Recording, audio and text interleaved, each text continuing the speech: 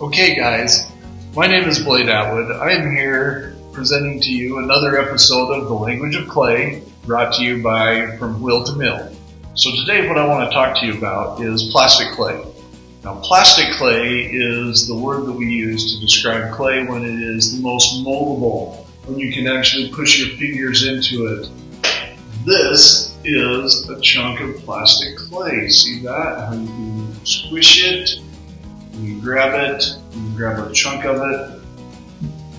We can use this to form pottery on the potter's wheel. We can use it to sculpt animals. We can use it to do other kind of sculptures, people, all sorts of things. So people have been using plastic clay for thousands of years. We're going to discuss why it works, how come it actually will form into something. You're going to learn some of the secrets of the plastic clay. Alright? Okay, so why does plastic clay matter? It matters to the potter. It matters to almost everybody on the planet. Because almost everybody on the planet uses some kind of pottery.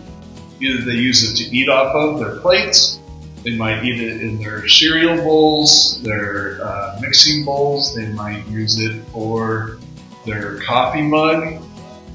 Nearly every person on the planet uses pottery. That's why it matters. That's a lot of people. It's a lot of pottery.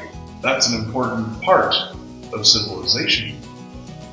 Now, it can be used to, like I told you before, it can be used for all sorts of things. When it's in that plastic stage, you can use it to sculpt little teeny, see that?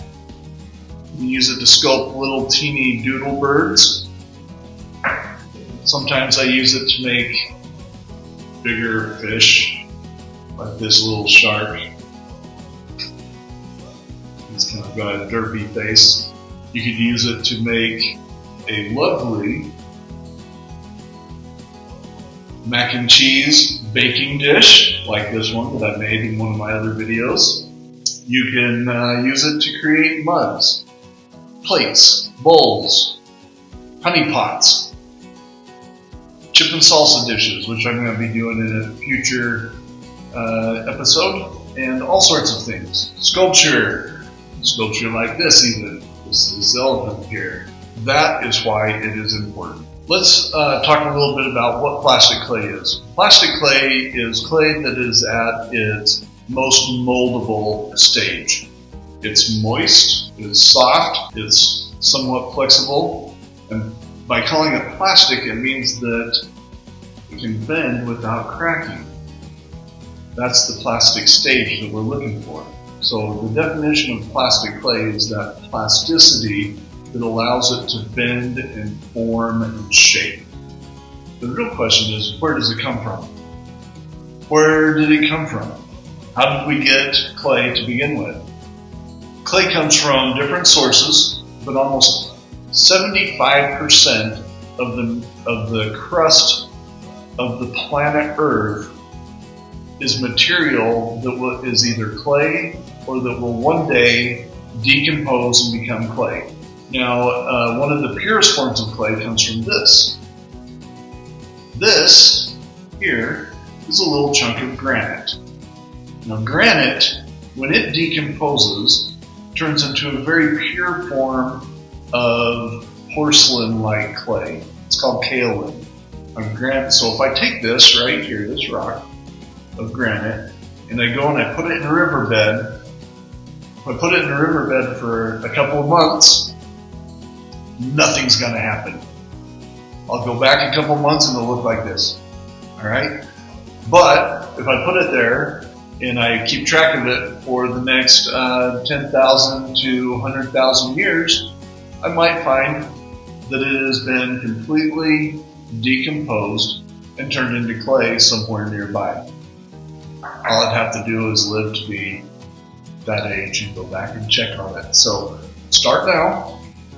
Grab your granite, throw it in the river, mark it, and in 100,000 years we'll be able to find clay.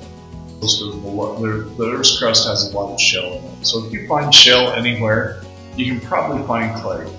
Usually the clay that comes from shell has a lot of organics and different things in it, a lot of minerals, a lot of other contaminants in it, which usually make it a earthenware clay, where the kaolin is more of a porcelain, and a combination of those two kind of makes a stoneware clay, which is the kind of clay that I use to make this beautiful bowl, this mac and cheese gratin dish. Let's go over one of the reasons that clay is actually able to form. Turns out that if you were to look at clay under a microscope, it looks a lot like little flat platelets. Okay? Now these flat little platelets, they're all sitting there on top of each other, and when moisture is introduced, they stick together. And what happens when they stick together is that they can slide apart. This sliding formation is how clay is formed. What makes it so that you can stretch that clay out into a piece of pottery or push it back in. That is what makes it work. So that's the real magic of clay. It's just those little platelets that can slide apart while you're forming it on a pottery wheel, or while you're stretching it out on the table to make slabs, or while you're rolling it in your hands to make coils. Those little platelets are making it all stick together. And it's the moisture in between the platelets that make it really stick. Without that, when you go out and you dig up wild clay, usually it's like crumbly, and that's because there's just no moisture in it. Once you add that moisture, it adds the magic into the clay. All those particles then can slide across each other and make it so that this stuff can form into a piece of pottery, form it into a wall, just like that. So the term plastic comes from the Greek. It comes from the Greek word plastikos, which means able to mold. Makes sense? We use plastic clay and it's able to mold. In the pottery world, it describes that clay that is flexible, that is bendable, that is malleable and able to form. So plastic clay has a few synonyms, things that you would refer to it, that I've heard it referred to before. Some of those are workable clay. Another one would be pliable clay or just wet clay.